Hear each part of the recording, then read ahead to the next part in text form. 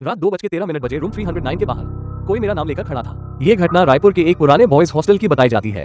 अर्जुन पहली बार घर से दूर पढ़ने आया था। उसे हॉस्टल का रूम 309 मिला। बाकी स्टूडेंट्स ने रूम देखते ही अजीब नजरों से उसकी तरफ देखा। एक लड़के ने धीरे से कहा, अगर रात में कोई दरवाजा खटखटाए तो खोलना मत। अर्जुन हंस दिया। उसे लगा सब नए बच्चों को डराने के लिए बोल रहे हैं। पहले 2 दिन सब नॉर्मल रहा, लेकिन तीसरी रात करीब रात के 2:13 पर उसके दरवाजे पर नॉक हुई। टक टक टक। अर्जुन की आंख खुल गई। उसने सोचा कोई दोस्त होगा, लेकिन बाहर बिल्कुल साइलेंस था।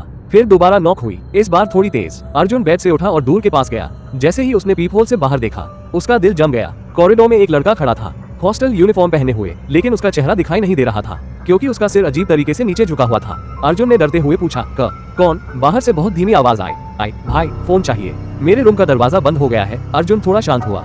उसे लगा शायद कोई स्टूडेंट होगा, लेकिन तभी उसकी नजर नीचे गई। उस लड़के के पैर उल्टे थे। अर्जुन पीछे हट गया। उसकी सांसें तेज हो गई। तभी बाहर वाला धीरे धीरे हंसने लगा। ही। फिर उसने दरवाजे पर अपना सिर मारना शुरू कर दिया। ठक ठक ठक, जैसे वो अंदर आना चाहता हो। अर्जुन डरकर वार्डन को कॉल करने लगा, लेकिन नेटवर्क गायब था। तभी हॉस्टल की पूरी बिजली चली गई। पूरा कॉरिडोर अंधेरे में डूब गया और उसी अंधेरे में पीप होल के बाहर अचानक एक आंख दिखाई दी। सीधे अर्जुन को घूरती हुई। फिर बाहर से फुसफुसाहट आए, रूम 309 मुझे फिर मिल गया। अर्जुन डर के मारे पीछे गिर पड़ा। पूरा कमरा ठंडा होने लगा, इतना ठंडा कि उसकी सांसों से धुंध निकलने लगी। तभी दरवाजे के नीचे से किसी की उंगलियां अंदर आने लगी, पतली, लंबी और पूरी काली। अर्जुन चीख पड़ा और बेड के कोने में जाकर बैठ गया। फिर अचानक दरवाजे पर नॉक बंद हो गई। पूरा हॉस्टल शांत हो गया। कुछ सेकंड बाद कॉरिडोर से किसी के दौड़ने की आवाज आई और फिर किसी लड़के की चीख, बहुत दर्दनाक। अर्जुन कांपते हुए दरवाजे के पास गया। उसने धीरे से पीप होल में देखा। कॉरिडोर खाली था, लेकिन फ्लोर पर गीले पैरों के निशान बने थे, जो धीरे धीरे रूम 309 की तरफ आ रहे थे। तभी हॉस्टल की बिजली वापस आ गई। लाइट ऑन होते ही अर्जुन ने देखा, उसके कमरे की दीवार पर किसी ने पानी से लिखा था, तूने दरवाजा क्यों नहीं खोला? अर्जुन का खून जम गया, क्योंकि वो लिखावट अभी अभी बन रही थी, जैसे इनविजिबल हाथ दीवार पर लिख रहे हो। अर्जुन तुरंत रूम से भागा और नीचे वार्डन के कमरे में पहुंचा। वार्डन उसे देखकर डर गया। उसने पूछा, तुमने दरवाजा तो नहीं खोला ना? अर्जुन ने कांपते हुए नहीं कहा। तभी वार्डन ने एक पुरानी फोटो निकाली।